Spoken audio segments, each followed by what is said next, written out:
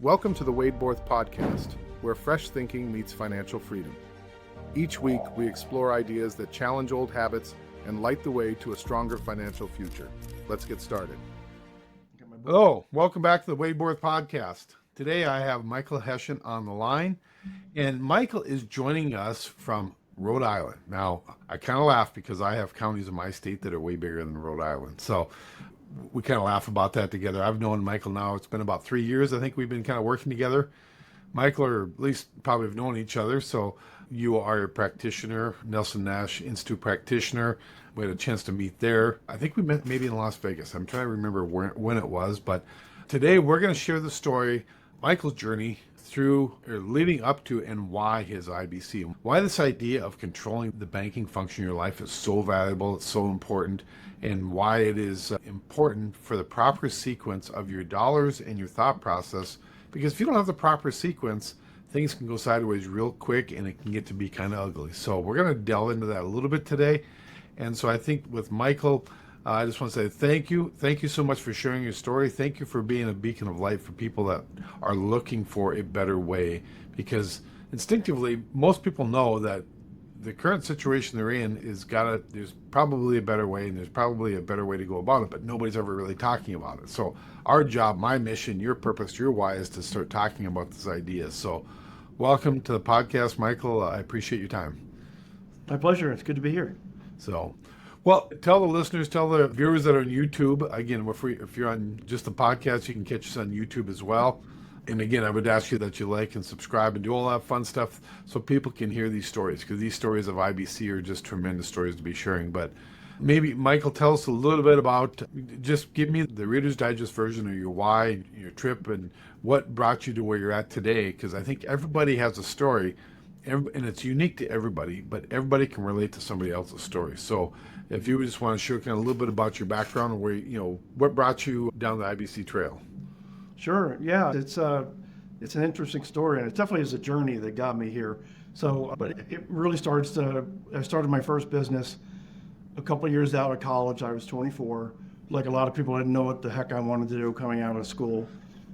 And my dad had a business brokerage, and I used to do a lot of sailing.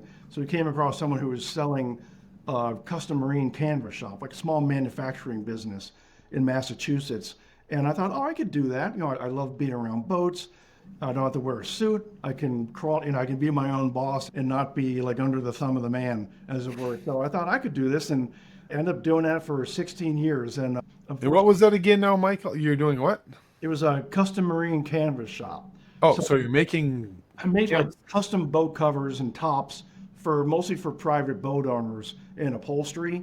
And also for some small boat manufacturers, I would make like these custom covers. So there's a lot of boating here. I know there's no water up where you are in the Dakotas, but out here there's an ocean, and people think. Yeah, it's a big, yeah, I get that. Yeah, I hear that. I've read stories. Yeah. So that's what I did. And I did for 16 years. My dad was going to be sort of the business side of things, and very sadly, he died a few years into it. And I just got really good at what I did. I never set it up as a functioning business that I could pass on or sell. So 16 years down the road, I just burned out. It was just me because I wanted full quality control, and I started to get some physical things with my hands, and I just mothballed it after 16 years. And in the meantime, my wife and I bought our first home. It was a rental unit, so it was a 2-family. So I started to get the idea of leverage and, having someone help pay the mortgage. So we had a period where we got into real estate investing. Sold that into a 6th unit. So that was like the beginning of what was supposed to be our real estate, empire, down the road. We keep exchanging and getting more and more properties. I also learned how to trade in the equities and options and futures market, and was doing that in 2006 or so. I was pretty good at it, got a pretty good system. And just, again, learning about leverage and how money just flows out there. And then also how, especially in the stock market, how the house usually wins. It's the big hedge funds and all that kind of stuff, even individual traders. We would get information like a half second after the big boys did. So that kind of, I learned about that too, how it's tough to get ahead when it's kind of, the system's sort of geared to have you fail in a lot of ways. My wife and I went through bankruptcy in 2008. We had the 6-unit. We thought things were good. If you looked at us in 2007, you'd be like, oh, they've got it made. They got, this house where we are now, the pool in the back, and 2 girls who were like 8 and 10 at the time. But our foundation wasn't strong. So when 2008 happened, that 6-unit, we couldn't keep it rented out. It was in a neighborhood that was sort of, once things went bad, we couldn't keep it fully rented. Then it's like dragging, it's not making money. It's just, we had a lot of debt. We probably are $250,000 in debt, mostly tied to the property and, some other stuff we were doing. And we chose bankruptcy as it made the most sense at the time. And so we went to personal bankruptcy in 2008, September.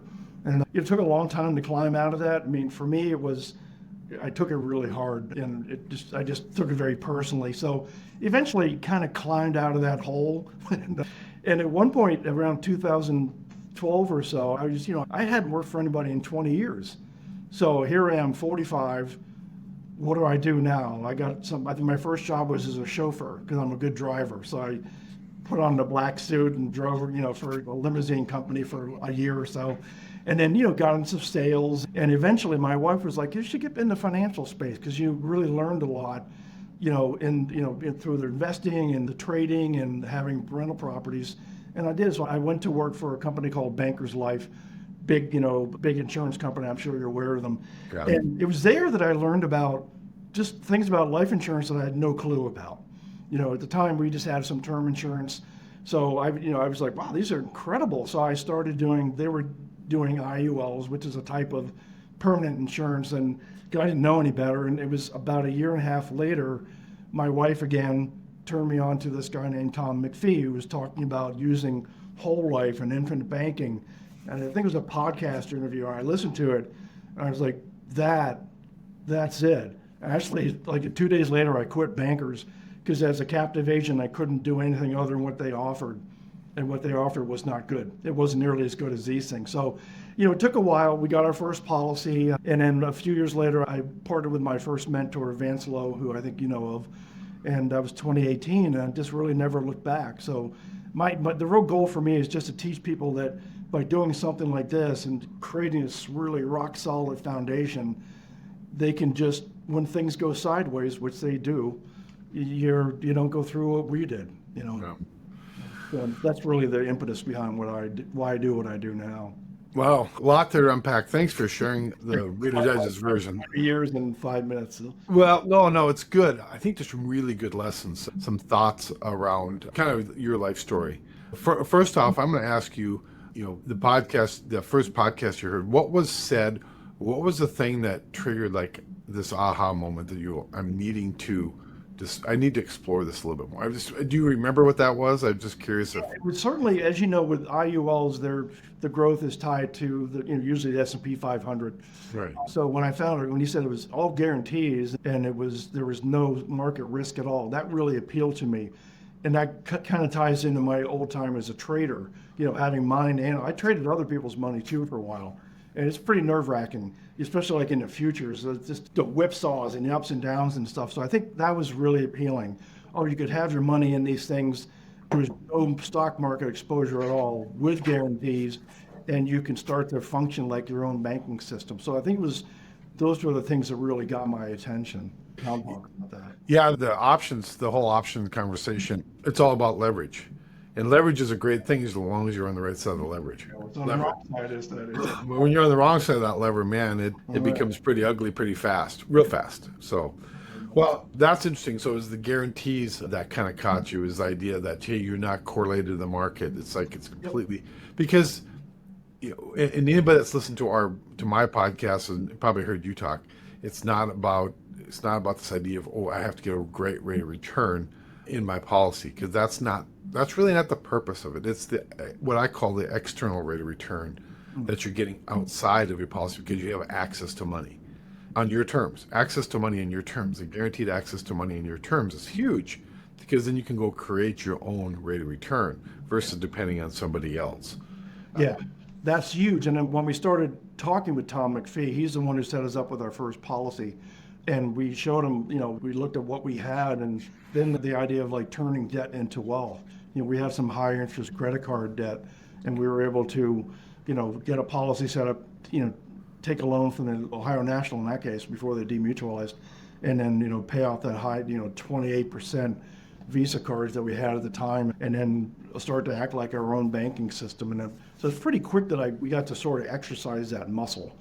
Yeah. It made a big difference. Then we're like, oh, we're the lender too, and we're not just paying off that debt, we're owning it, and it's benefiting us. So that was pretty cool too.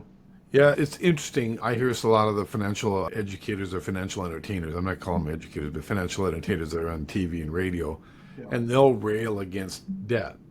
How they hate debt, and I'm like, and so people ask me, what does that mean?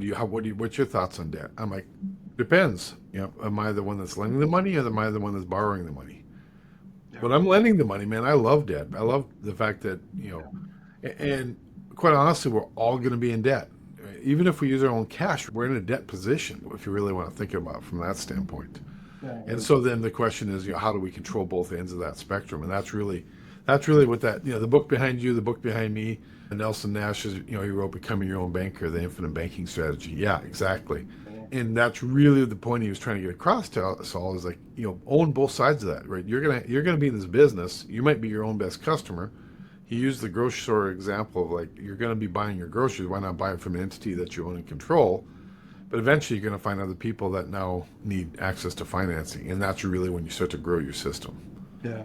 Yeah, that was the mentor who I spent more time with, Vance Lowe. He had this whole thing about, volume, was it a volume of money at work? Like volume. Right. Yeah. So if you have debt and you're putting money to work and you're creating money coming back to you, how beautiful that is. And, why wouldn't you want to buy your own debt or someone else's debt if it's creating cash flow coming back into your system? And also you're helping people out. Obviously, not everyone, part of, our whole tagline with Factum is beat the banks, right? So, we want to, if not, we can't beat them, join them, or do what they do for ourselves, right? Right. Well, that's the whole family banking conversation. We recently had what we call a deep dive, which just talks about how do you set up your family banking structure, right? So again, you're going to be your first customer more than likely. Yeah. And then it's like, okay, how about your two daughters, right? Can they participate? And then when they start participating, now money instead of flowing to Wells Fargo is flowing to, to your family bank. And then also now it's, maybe your brothers and sisters, if you have them, or nieces and nephews, whatever it is. And all these people need access to credit. And so the question is, are they going to Wells Fargo or going to Chase or whoever's out in your neck of the woods? Are they going there versus going to an entity that they know, right? Going to a person that says, oh, Michael would borrow me money. Or if your girls are like, hey, I need to buy a car. Simple example, again, doesn't have to be a car. It could be for real estate, it could be for whatever else. Now you don't have somebody that you have completely no idea that says, hey, we demand that payment. Going through a 2008, I was thinking about that from you. What would this have been like had you, just imagine what position you would have been in had you only controlled that debt versus having somebody else have ownership over you. Yeah. I think one thing I share, like in the Kiyosaki books, like with my old business, when I saw the quadrant, you want to be on the right side with the investor or business owner. And I reading that book going, oh, I just own my own job. It was, it was really, I was crestfallen. But as in our foundation presentation, when you understand and can utilize the banking equation, anybody in those four quadrants can benefit from that, which is really cool. Yeah. So touch on those really quick. I know that you like that book. You referenced it a lot in the past. Yeah. But maybe just kind of just really quickly kind of walk through that, because I get it. I just like try and paint a mental picture for everybody's like Robert Kiyosaki's book called The Cash Flow Quadrant. Yeah. And it talks about really there's four positions as that you can hold, right? One, the first position is an employee, right? Yep. Yeah, employee, and then self-employed on the sort of left side, and then on the right side is a business owner and investor. And his point was that you want to get on that right side if you really want to create financial freedom for yourself and get out of the rat race. Yeah. And it's so in some ways it doesn't make you feel bad, but it made me. It was really eye-opening for me, because I always thought, people would say, oh, you're such an entrepreneur, you got your own business, and I'd be like, yeah, But really, because I never expanded, I just insisted on doing it alone, which gave me no leverage. If I didn't show up and do the work and build the stuff and install it and collect the checks from the customers and everything, nothing got done. So I had no leverage at all. And I remember working, especially it's pretty seasonal, because here on the East Coast, in the winter, no one's boating, and a lot of boats get, shrink wrapped and you can't access them. So a lot of the work gets done in like April to September. It's like very compressed time. And I'd be working, I remember working on July 4th on a Saturday when it fell on the weekend, finishing up something, and all these people are going off, who have jobs and just have the weekends off, and going, man, there's something wrong here. Yeah. I made a good hourly rate, but it was very eye-opening. And so that's how it is. And then how he talks about how you want to be on that other side, where you have leverage, and on the business ownership side of things, where you have people underneath you, and you have something that you can pass on or sell and create an exit strategy down the road. And then obviously on the investor side, where your money's working for you. So it was very humbling reading that. And then I think more recently, especially when I started partnering with Factum, seeing that the bank, all four quadrants have to deal with banks: employees, self-employed, investors, and business owners. And if we can just take ownership of that function, of the banking function, it just can lead to just a tremendous peace of mind. Yeah. I think probably a really good follow-on to that is when we're talking about the banking function, we're just talking about the use and the transaction of money, right? I'm not talking about starting a bank, and Nelson talks about that in his book, but this idea of you have to use money somewhere. You have to use somebody's money somewhere. Yeah. Or everywhere. I think you have to use somebody's money everywhere. Maybe more accurate to say the financing function. Right, so the financing function, but if you're self-employed or you're an employee, you typically will use financing to buy stuff. Yep.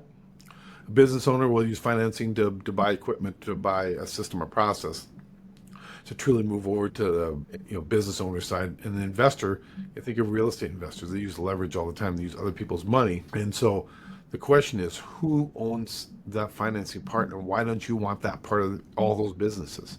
Yeah. And I think that's the real takeaway. And so, again, with that book, because again, it's how are you going to win the money game is the question. And that was Robert Kiyosaki's question. Are you going to win the money game? Yeah. And it's how do you do it? It's like controlling that most people don't control because they don't understand it, or they don't want to take the time to understand it. I think that's the real part of it. Is I hear this all the time. If this is so great, why isn't everybody else doing it? And I'm like, well, because they're not willing to take the time, or take the time to really educate themselves about it, or they don't want to develop the right habits. I think that's probably the biggest key to this whole conversation. Nelson talked about in his book is you have to learn to save some dollars. You have to build a pile of capital, a pile of money before you can make any of this happen. And I think back to your business that you had for years, for 16 years. And did you build a pile of money? Had you built that habit? And why not? If it's so great to build that habit, why isn't everybody doing it, right? That's the same question. It's get busy. I just got, I got really good at what I did, and then just got lazy and didn't really, it wasn't until, it was part of the process of buying our first home. And the fact that it was a two-family, had we just bought a single family, who knows what would have happened. But that process, this is a rental unit, we're going to have someone upstairs paying part of the mortgage. That's really cool. And actually it made us, so that it was, that kind of got the wheels turning. And then also, then trading in the markets and seeing, there's this money just flowing electronically back and forth between countries and banks and everything, every second or every moment. So it was kind of the combination of those things. And before then, I just never thought about it. Yeah, so part of our, we have a presentation, we call it the foundational presentation. If you haven't seen it, drop me a message, drop Michael a message. We gladly give you a recording to it. It's just so eye-opening because really what it's designed to do is, bring some awareness to your thought process. And I think that's what you learn. Then bring some education, right? You have to aware what the problem is, educate yourself, and then, find somebody to help you, to empower you to take action. Yep. And that's really where we start down the pathway. Is we have to have some awareness, because if you don't know what's broken, how do you fix it? And then once you understand that something's broken, get some education around how do we fix that? How do we make that better? and then surround yourself with people that can help you do that. And that's really where you come into play, Michael. That's where I come into play. It's like we empower our clients, our people around us to help solve, help them solve their problems, right? I'm not here to solve other people's problems. I'm here to empower you to solve that problem and to engage with that, because again, it's your life. We want to make sure that you build it the way you want it. So yeah. It's not for everybody. As you know, there are people, if they don't have the right mindset and don't want to take it on, it's not worth them doing. no, You really shouldn't bother. no. But I don't think it's an all or nothing or all in, all out conversation either. I think there's a really great point you're making there is like, we have some great conversations around the 4 stages of IBC or the 4 stages of whole life, right? Some people are just looking for a place to store safe, secure money. Yeah. Yeah. Is there a better place, than a properly structured whole life insurance policy that gives you all 8 benefits that we talk about? No. If they just want to save money, and if they go, hey, I want to save money, but maybe I'm going to do a couple of things in a debt strategy, then you can start to do what you did. Like, oh, let me take a loan, maybe to borrow to my kids to buy the car or to down payment on the first house, and then have them start paying back principal and interest. And then you start to see some passive income coming from that. That was a lot of fun the first time we went in. So we did to pay off that debt. And then a couple of years later, after we, built up more policies to go, we had got these, 2 or 3 year old Hyundais. We have both of them still to go to the dealership, test them out. They were 2 or 3 year old, like pre-qualified or whatever, pre-owned. And then to go and say, yeah, we'll take it. And then, of course, they try to walk you into the financing guy's office. They're like, no, we're good. We went in there, but we said, we're going to write a check for it. But we didn't. We just called the companies and said, hey, we need 30,000, whatever it wasn't, and the money came over, and to the dealership, they thought we were cutting a check, but no, it was coming out of our system. Yeah. It was a very gratifying moment. I remember that. Yeah, when you... what can you afford per month? But that takes ownership. That takes ownership in your own life, right? It's like, I know I had that already worked out. I know, it does come back down to cash flow and payments. And so but again, which direction is that money flowing? Is it flowing towards the car dealership's finance company, or is it flowing back to your finance company? Right. I think that's where the real empowerment comes. And that's fun. Like you said, it's fun to say, no, I got this, right? So I remember we bought my son's truck. It was the same conversation. We got this. We got all the financing, take care of the payments.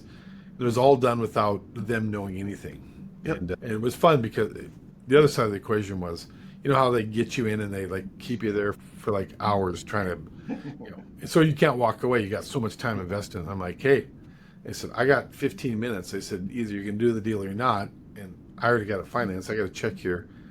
I'm not going to spend 3 hours with this car dealer, to buy this vehicle. So anyhow.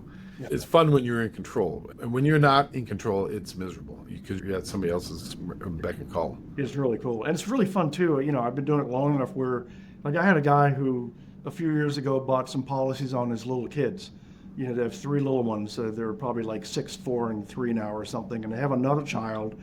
And he's he was a crypto, and they work, but they also have some crypto. They're part of a crypto group that's and they're starting to do pretty well. So they are, they're starting to get some windfalls. So it's like, hey, I'm thinking of, cashing out some of my winnings, and, what should I do with it? And it's just, we have some options. We can add more premium into his existing policies on his kids and start another one for their newest child who's just turned 2. So it's really fun. So they're starting to work that and to start to be part of their whole family banking system. And, their kids, long after I'm gone, will be able to take advantage of that. I love that part of it. That's a legacy play that's so valuable. One thing that you brought up, and I was thinking about when you were trading options and the guy that's doing crypto, and I've had conversations with clients that are doing the same thing, and you can kind of speak to this, is that, a lot of times it's all the discussion about rate of return. Yeah. And one of the things, I asked this question, I said, what rate of return do you put on peace of mind? What rate of return do you put on certainty? And the guy looked at me like, what do you mean? I'm like, and so, the fact that you just mentioned you had a guy that's doing crypto and he's going to pull some money off the table, but why is he doing that, Michael? It's like he's looking for a little bit of peace of mind with some of that gain. Yeah.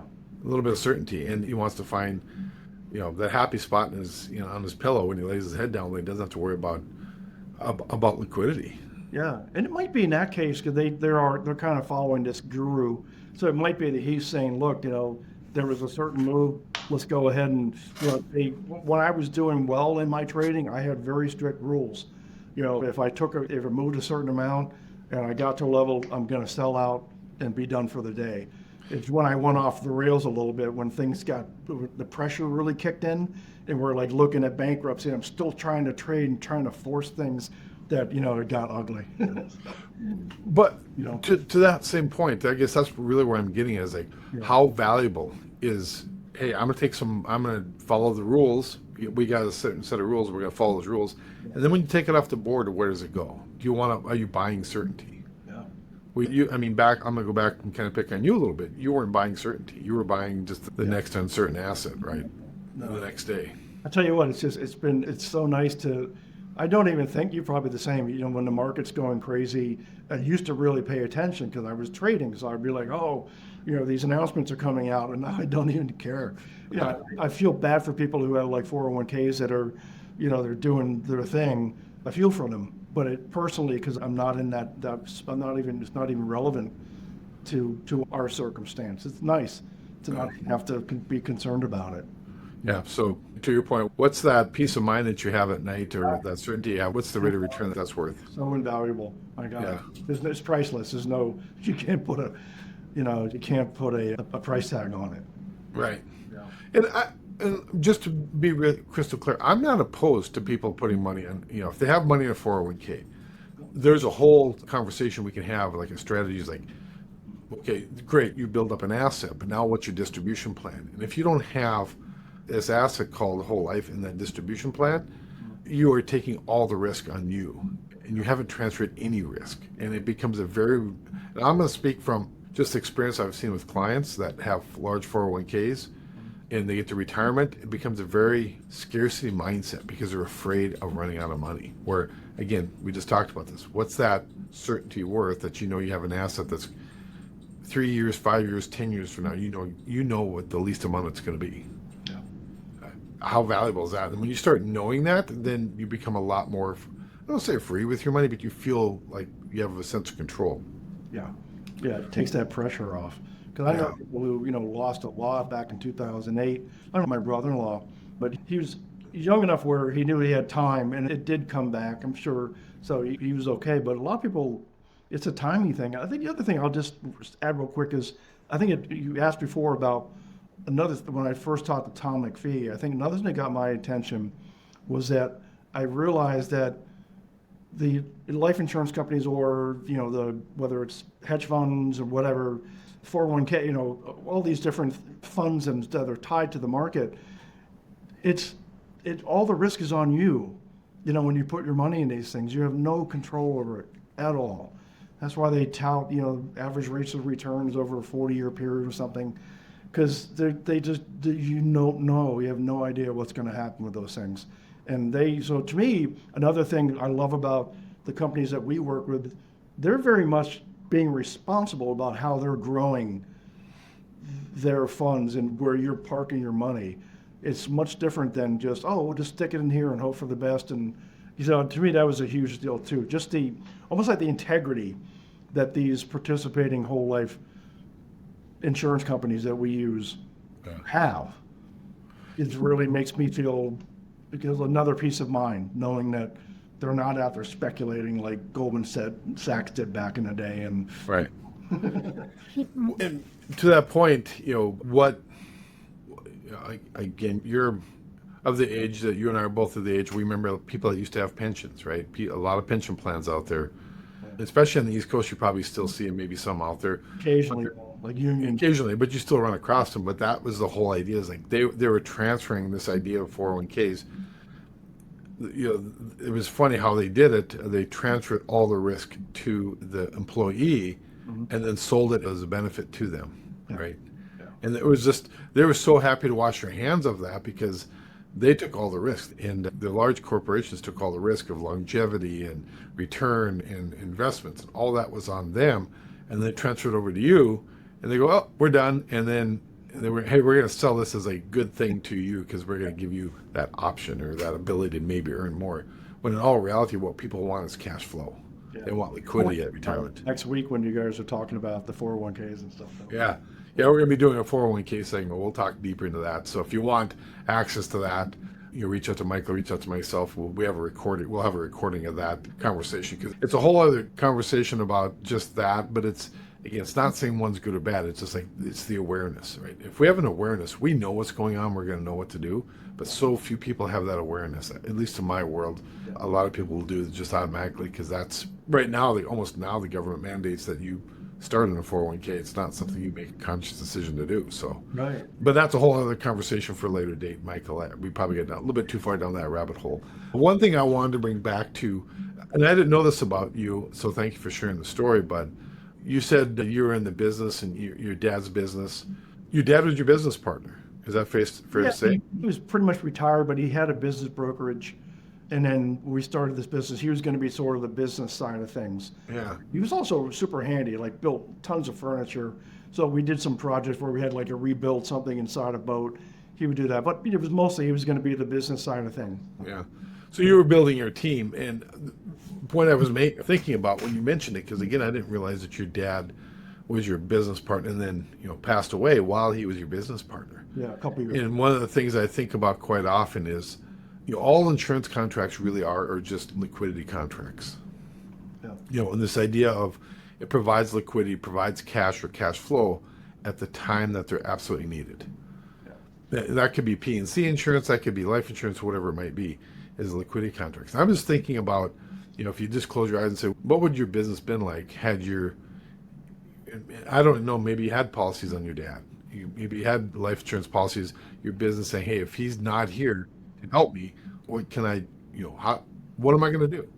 And I don't know, did you have a policy on him? If you didn't, what would the infusion of liquidity look like in your business at that time?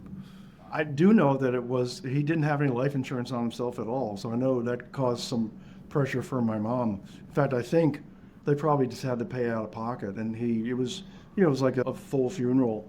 And I do remember I was super distraught. He was my best friend too. So I was kind of shell shocked for a while, but I do remember that being a problem for my mother and like, how do we pay for this thing?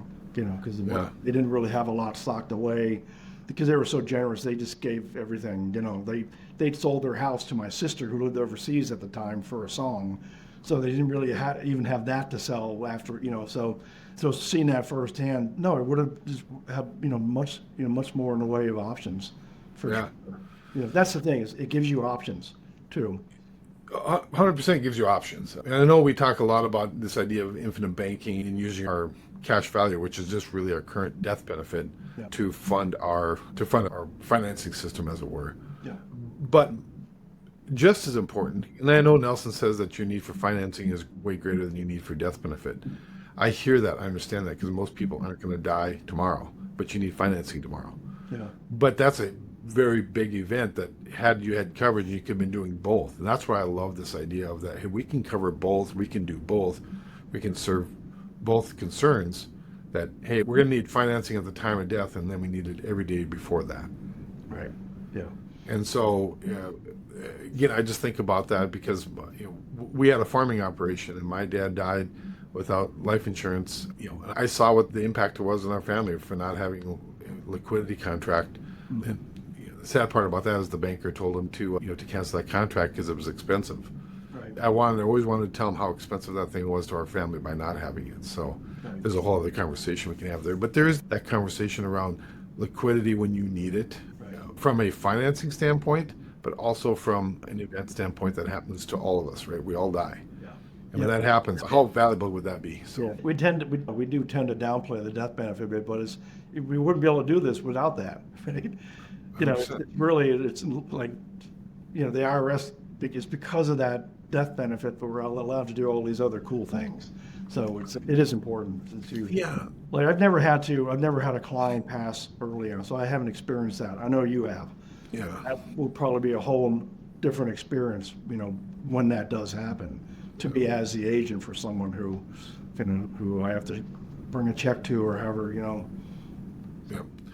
Yeah, it is just that you're providing the liquidity, you're providing the cash. Again, the burden isn't going to change. Yeah. But how we can react to it, and the financial part of it doesn't have to be, you don't have to grieve and worry about finances. You can just grieve. Yeah. You can plan. You think, again, I go back to, if you've been in business with your dad, your best friend, and when he passed away, if somebody showed up in the door like 5 days later and said, "Hey, Michael, sorry to hear about your dad, but he was your business partner and he took out this $500,000 of a liquidity contract or a life insurance contract. So in the event that he died, you could continue to run the business." You and I probably wouldn't be having this conversation, would we? No, probably not. Yeah, we'd still be making tarps and running a business. And Yeah. Who knows what would happen? Yeah. yeah, who knows, right? So anyhow, that's probably a discussion for, much deeper discussion we go into, because it's just another aspect of it. Yeah. But it's all about this idea of, we don't know what we don't know until we ask a question or we listen to a podcast like this. And then once we hear, that's the awareness. And I was like, let's get educated. Let's see, hey, Michael, do you have any material? Do you have any videos, any content that you can share with people? Yeah. If they have questions? Do you have access to anything you can share with people? Yeah. Watch the foundations. Take an hour out of your life and be the best hour you spend.